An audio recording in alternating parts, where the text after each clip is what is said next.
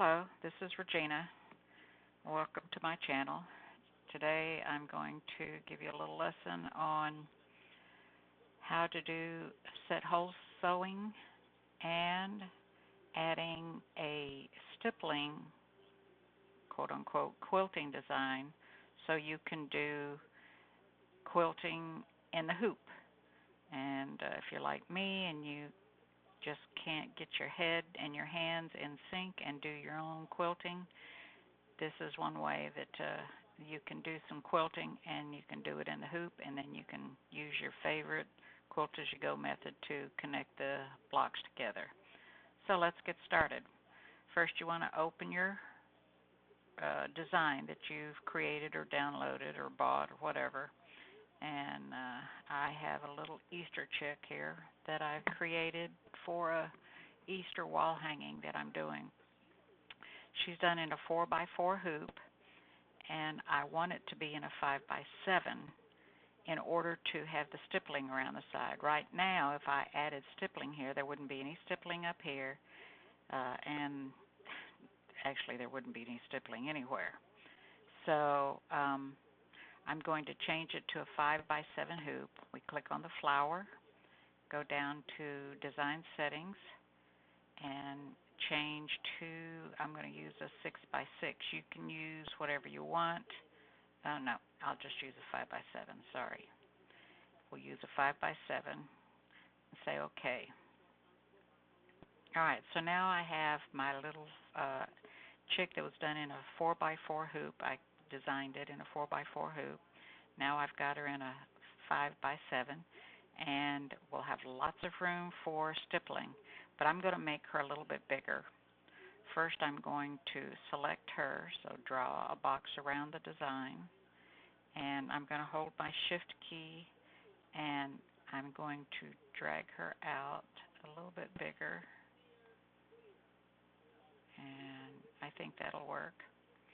And then I clicked off, and I'm going to click back on, sorry, and we're going to select, do a right click, sorry, and we're going to group her. Alright, so now she's grouped. So now we want to put a box around this design and choose a stippling function on here. So first we're going to go up to the shapes, and we're going to go to rectangle, and I'm just going to draw the entire size of this hoop on the inside.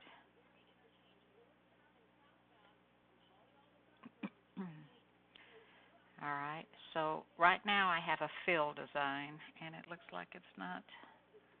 I'm going to do a center, so I'm going to right click and I'm going to center.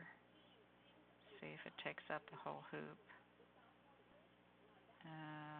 Not quite, so I'm going to enlarge it. I'm going to make it a little bit taller, and let me change the line around it to a running stitch and see if I can see any more of the hoop now.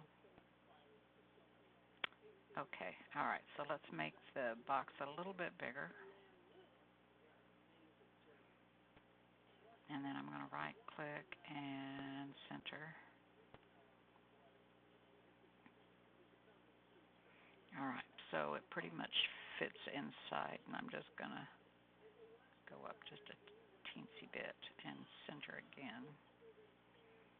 Right click, center. And hope I didn't make it too big. Okay. Alright, so now our box over here on the left on the sewing order is at the bottom, and I like to take it, and we need to take it all the way up to the top. It's already selected, and you can tell that by the handles around the design, and all of a sudden it's off center, so let me center it again. Okay, so I'm going to drag these two boxes. You've got this one and this one highlighted. I'm going to drag them all the way up to the top. And we have to have it up here in order to do a set hole sewing. Alright, so now I'm going to change it so that there's a stippling design in the box. So you're going to right click on the design and hit select object, and we'll get the little handles around it here in a minute. There they are. We're going to right click and change the fill, change it from fill stitch to stippling stitch right down here at the bottom. Alright, so now we have a stippling stitch. It encompasses the whole hoop size, and there is no hole in it. So if you were to sew this, even starting at step 3 and sew the design and then come back and do the stippling, that just wouldn't work. You don't want to do the stippling and then stitch the design on top of that, because that won't work, because we want it to look as though it was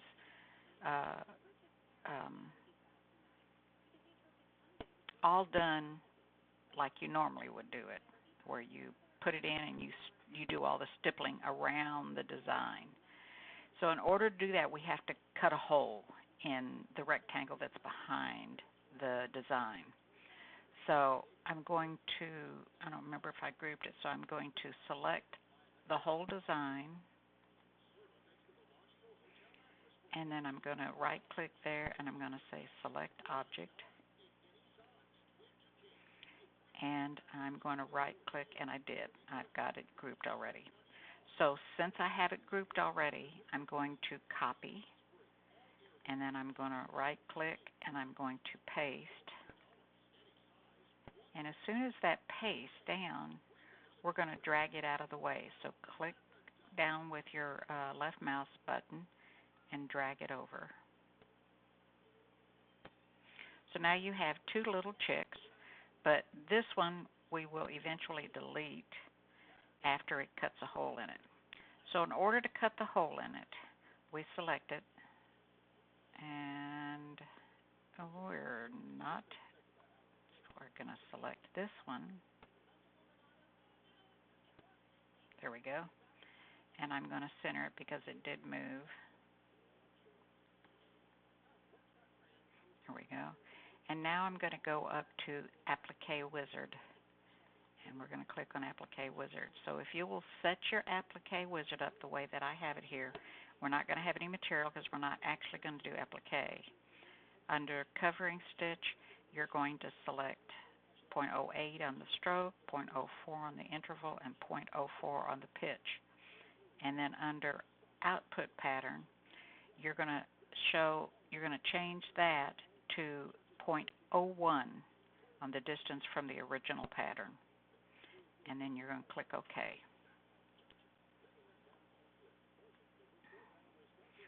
Alright, so now we have added an applique step right down here on the sewing order. But we don't want to really use it. We want to select the chick, and we want to delete the chick. Oh, fiddly-dee, undo. I must have had the other things clicked too. I did. Alright, so we want to unclick those. You hold down the control key and, oh my.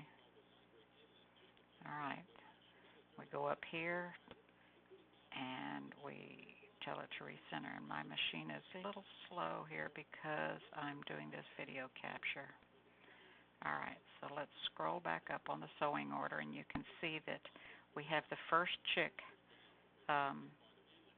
highlighted, and we're going to right click and say select object, and we're going to delete. So it's left the applique stitching that stitches the fabric down whenever you do the applique function. We really don't want this last one that is the zigzag type stitch. So we click on it over in the sewing order, because it's really hard to not get both of them, this one and this one, because we want to leave this one here to cut the hole. So right click on the zigzag one and select object and delete. And so now you can see we still have that other stitch from the applique function that we used, and we're going to use it to cut the hole. So come over on your sewing order, and sometimes you can just click right on that since it's there. There we go. And I'm going to center it again, because if it moved, then it's not in the center, and it did move a little bit. And then we're going to hold the control button and click the stippling block, or stippling section. And then we're going to go up to the top under the Home tab, and we're going to click Modify Overlap, and then click Set Hole Setting. And there you go. So that's how you click hole setting. Now, if I was going to use this, and I've already done some of the blocks, if I was going to use this for actual Quilt As You Go, I would double check my I would double check my sewing attributes. I've done some testing, and the 0.20 openness on the spacing is a little too big for me. I went way up, and then it was too little, and I found through experimenting that the 0.25 was what I wanted. So you kind of have to do what you want, and you can just create a stippling block and see what the spacing is, and stitch it out and see if you like that spacing or not. Or you can get this far and just stitch this part right here. You could delete the little chick and save it as a applique test or something like that. All right, so since we've got the hole now, we don't want this applique line to stitch out. So in order to get that not to stitch, we want to select that applique, and we're going to right click, and up here where it says running stitch, we're going to click the little down arrow button and then click not sewn, and that will essentially go away. Now, to get your chick back over where it belongs, you're going to highlight your chick and get your little handles, and then right click and click center.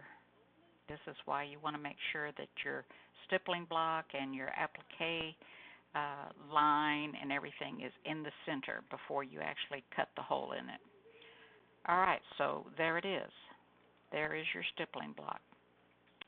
So what I've been doing is I save this, and when I take it to the machine to stitch out the design, I just leave the stippling block right here.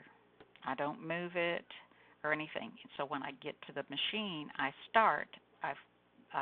go through till I get to step 3, and that's where I start stitching.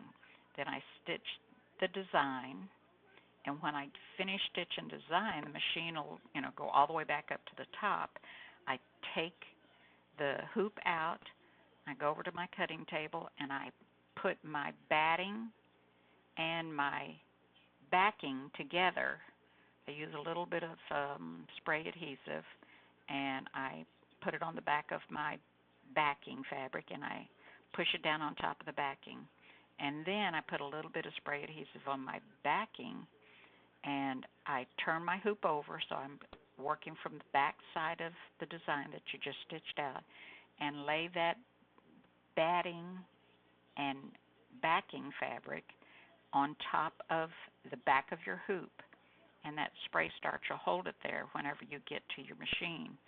So take it back to your machine, slide it into your embroidery machine again, and just make sure that nothing has folded back or slipped.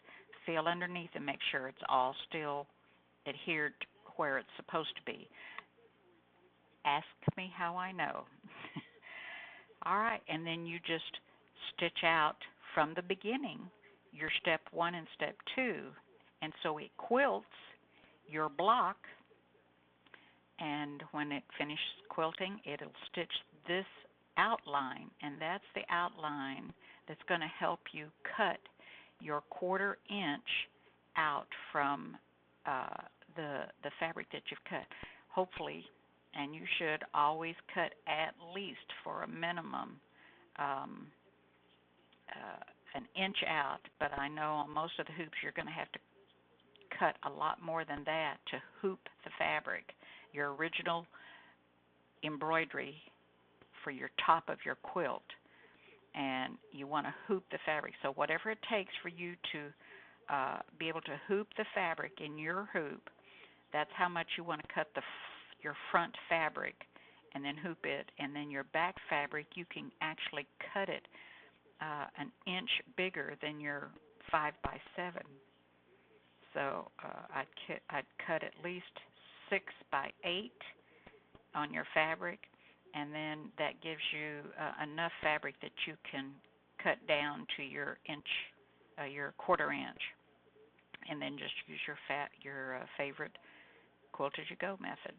There's lots of Quilt As You Go tutorials on YouTube. I've been using one from Queen of Stitching, and I'll put a link down in the thing to her video so that you can see the Quilt As You Go method that I've been using. So I hope you've enjoyed the tutorial. I hope it was helpful to you.